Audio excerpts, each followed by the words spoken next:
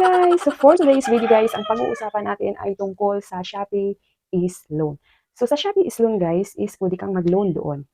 Pag inopen mo yung bank mo. Ayan guys. Tapos, pag nag-loan ka na doon kahit hindi ka pa tapos nagbayad, ang tanong, pwede ka bang mag-loan ulit kahit naka 2 payments ka pa lang? Ang sagot ay yes. Pwede kang mag-reloan kahit hindi pa tapos ang inyong loan sa Shopee is Loan. So paano nga ba? Sa video na to, huwag mong skip dahil ipapakita ko sa inyo kung paano ulit tayo dito mag-loan na hindi ka pa tapos magbayad. So let's go!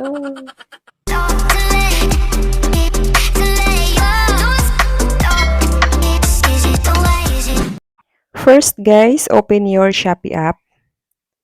Then i-click sa right side ang Me. At dito mo makikita ang is-loan. Then, kung nakikita nyo guys, may available credit limit ako na 4,822. Dahil nakapagbayad na ako ng 2 beses sa 3 buwan kong limit sa utang guys. Ayan, pwede na ulit akong mag-loan kahit kakabayad ko lang ng pangalawang payment. So, paano nga ba? I-click ang withdraw loan. At computin nyo dito guys ang 3 months and 6 months. So para sa akin guys, ang pinipili ko lagi pag naglo-loan ako is 3 months lang. Dahil kunti lang yung interest pag 3 months. Ngayon ko computin natin kung magkano ang 4.8 magkano ang monthly sa 4.8 kung 3 months lang ang inyong limit. Ayan. Sa 3 months, sa 4.8 is 1,837.61. So, medyo, ano siya guys, maliit lang. Parang 700 plus something, parang ganun. Ngayon, itry natin magpunta sa calculator. Ayan. 1,837.61 times 3.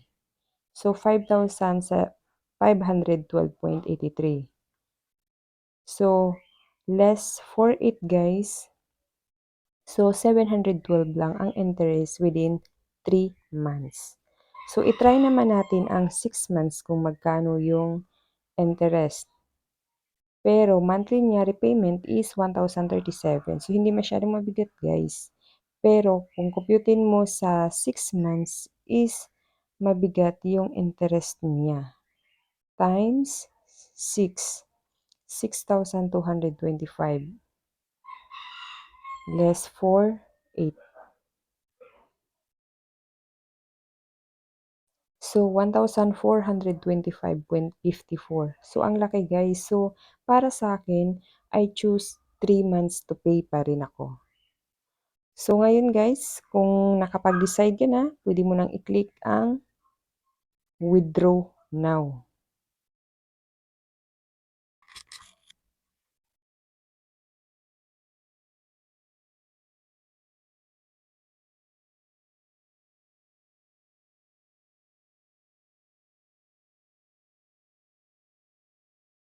Ngayon guys, application result. Your loan withdrawal is successful. O, di ba guys?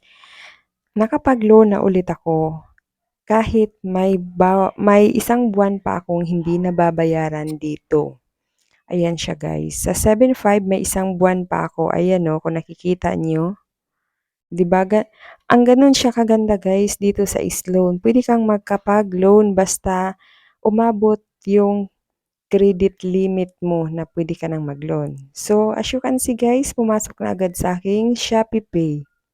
Diba? Ang bilis pumasok guys. Ganun lang siya kasimple guys. Lalo sa mga nahihirapan kaysa mangutang ka sa mga online lending guys. Huwag niyong subukan guys dahil maraming nagsabi na mas malaki daw ang interest doon.